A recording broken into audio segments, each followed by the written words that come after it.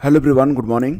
आज 11 अक्टूबर है और एक बात D triple S B T G T के लिए और E M R S T G T P G T के लिए जो नोटिफिकेशन जारी हुए हैं दोस्तों, तो पूरा का पूरा जो नोटिफिकेशन है इस पर हम लोग चर्चा कर चुके हैं।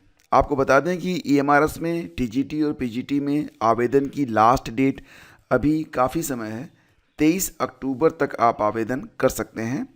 और टीजीटी और पीजीटी के लिए एग्ज़ाम डेट भी डिक्लेयर की जा चुकी है। ये ईएमआरएस की ऑफिशियल वेबसाइट है। यहाँ पर सबसे ऊपर ही आप देखेंगे notice regarding tier 1 examination of ESSE 2025। 10 October को नोटिस पब्लिश हुई है और नोटिस में मैंने आपको पहले ही बताया था कि परीक्षा का जो आयोजन है यह सीबीएसई के द्वारा करवाया जाएगा। तो सीबीएसई ने पहले ही कह दिया था कि परीक्षा का आयोजन दिसंबर में वो करवाने जा रही है। तो अब ये जो एग्ज़ाम डेट है पहले सीबीएसई ने घोषित कर दिया था और अब ये एग्ज़ाम डेट ईएमआरएस की ऑफिशियल वेबसाइट पर भी आ चुकी है। 10 अक्टूबर को ये डेट आई है जिसमें ये कहा गया है कि टीयर 1 एग्ज़ाम जो होगा यह 13 दिसंबर को होगा, 14 दिसंबर को होगा और 21 दिसंबर को होगा। ठीक है, तो फिलहाल एग्ज़ाम डेट्स डिक्लेयर की जा चुकी हैं। दोस्तों यहाँ पर मैं ये वीडियो इसलिए बना रहा हूँ, बहुत सारे बच्चे ये पूछ रहे हैं कि महिलाओं को, फीमेल्स को ये जो EMRS TGT PGT है प्लस D++B में जो TGT PGT है इसमें उम्र सीमा में कोई छूट दी गई है या फिर नहीं। हालांकि EMRS के बारे में मैं पहले भी एक सेपरेट वीडियो बना के आप लोगों को बता चुका हूँ कि EMRS में अगर आप नोटिफिकेशन देखेंगे, नोटिफिकेशन में आप पेज 32 पे चले जाइए।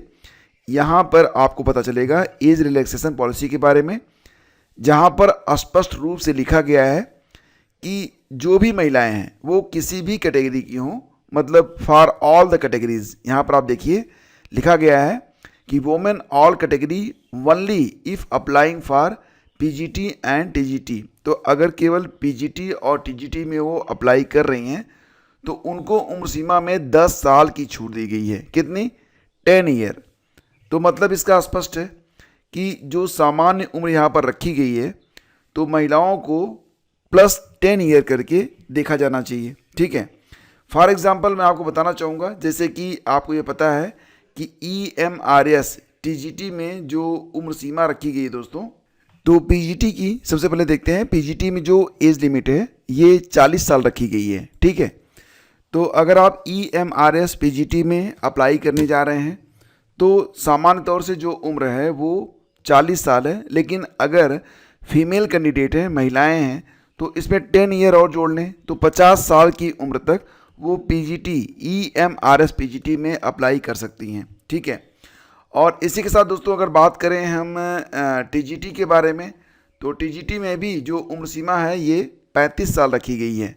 ठीक है, तो 35 साल की उम्र सीमा है प्लस 10 ईयर, यानी कि 45 ईयर तक जो EMRS पीजीटी है उसमें 50 ईयर, जबकि EMRS टीजीटी में 45 ईयर तक महिलाएं जो हैं वो आवेदन कर सकती हैं। तो केवल टीजीटी और पीजीटी में ही छूट दी गई है, बाकी जो पद हैं उसमें महिलाओं को कोई छूट नहीं दी गई है। और बाकी जो यहाँ पर इस शिक्षक भर्ती के बारे में कंप्लीट नोटिफिकेशन पर मैंने डिस्कस किया हुआ है, उसको आप लोग देख सकते हैं।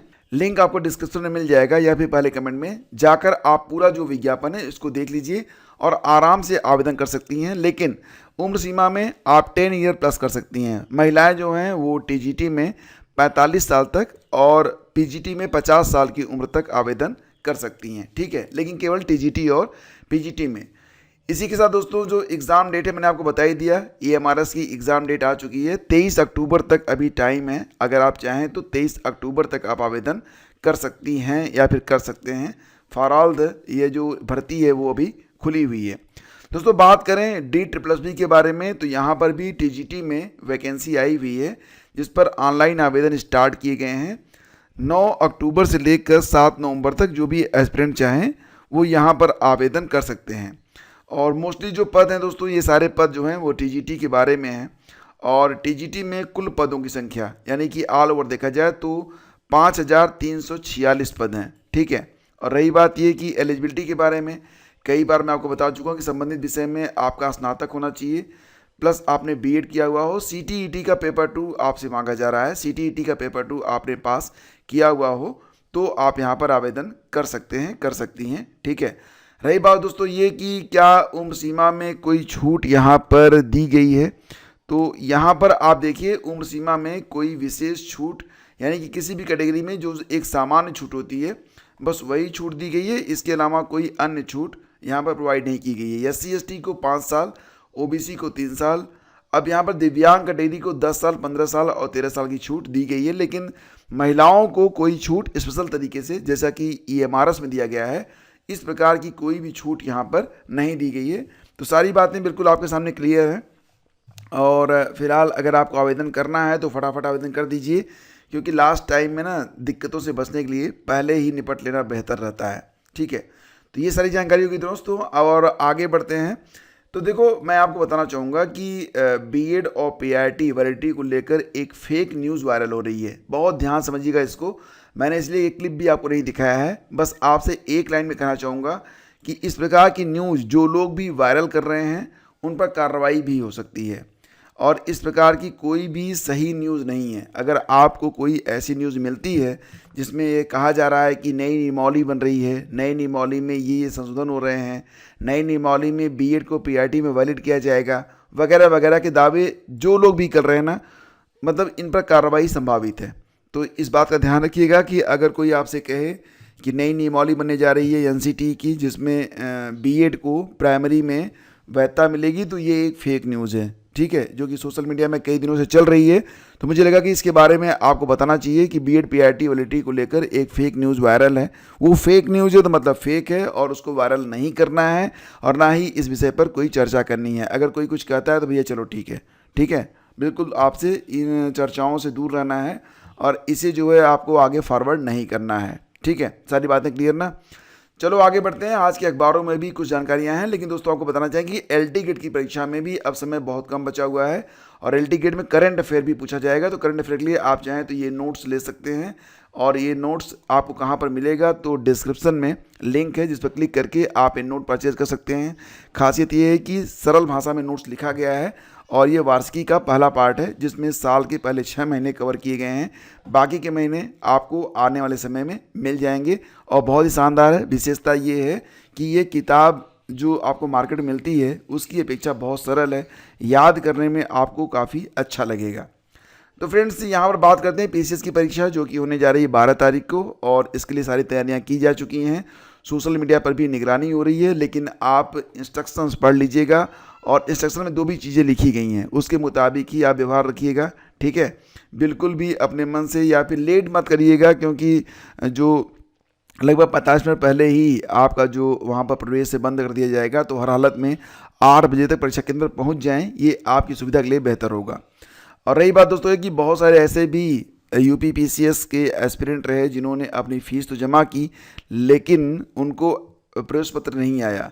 तो अब यहाँ पर ऐसे अभ्यर्थी जो हैं वो पहुँच चुके हैं कोर्ट में और इलाहाबाद हाई कोर्ट ने सहायक वन संरक्षक यानी कि ACF रेंज वन अधिकारी RFO सेवा परीक्षा 2025 के प्रवेश पत्र याचियों को जारी नहीं करने के मामले में उत्तर प्रदेश लोक सेवा आयोग और SBI से जवाब मांगा है। कोर्ट ने यह भी स्पष्ट किया कि परीक्षा के तहत किया गया चयन इस याचिका के फैसले के अधीन होगा।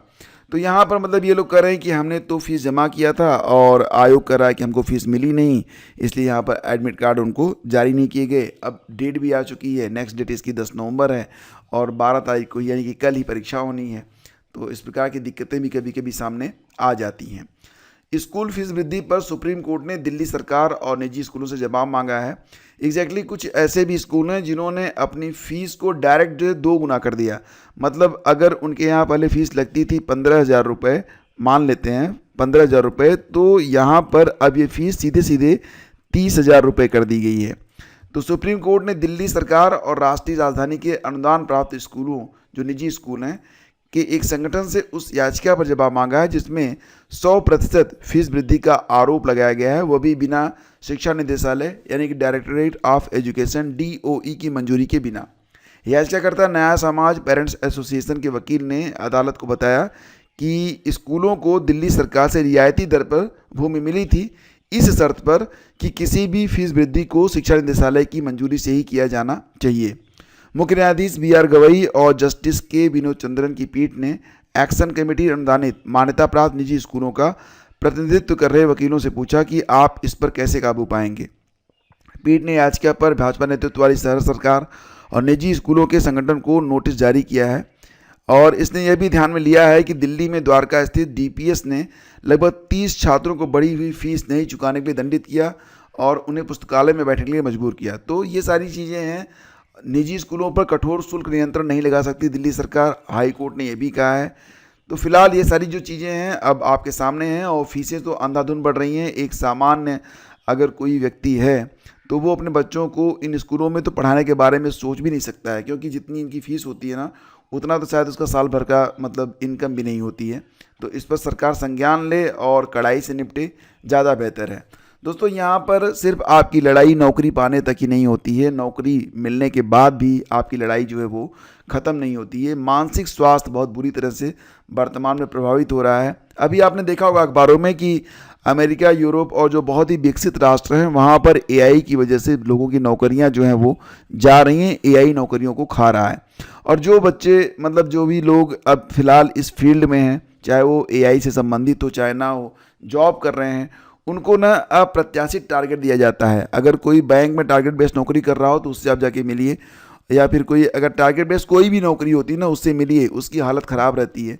उसको बस यही लगता है कि इस महीने की सैलरी कैसे भी मिल जाए, अगले महीने का तो पता ही नहीं है। मतलब बहुत बुरी स्थिति है और यही वजह है कि मानसिक स्वास्थ्य के कारण 30% से ज़्यादा लोगों ने फिलहाल नौकरी छोड़ दी है।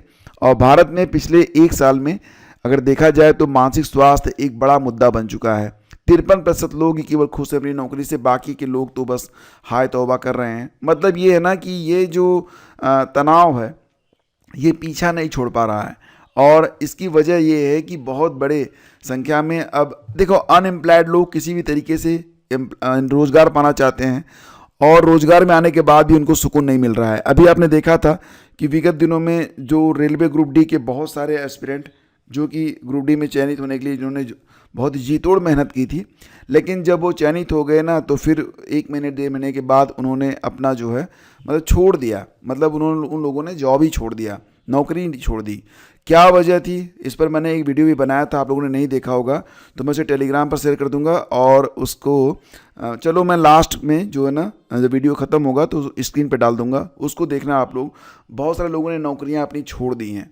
तो मतलब ये संघर्ष जीवन भर चलने वाला है, ऐसा नहीं है कि सिर्फ एक सीमा तक ही आपको जो है तनाव लेना है। हाँ, अच्छी नौकरी मिल गई तो ये आपकी किस्मत है और बढ़िया तरीके से मैं कहता हूँ कि जब आप लड़ रहे हो ना तो सारे मोह माया छोड़ दो, सिर्फ लड़ाई में रहो। मतलब जब पढ़ाई कर रहे हो तो केवल पढ़ाई करो और एक अच्छी जगह पर पहुँचने का प्रयास करो। ग्रुप सी ग्रुप डी की नौकरियों में तो शोषण बहुत ज़्यादा हो जाता है, ख़ासतौर से जब टारगेट बेस हो।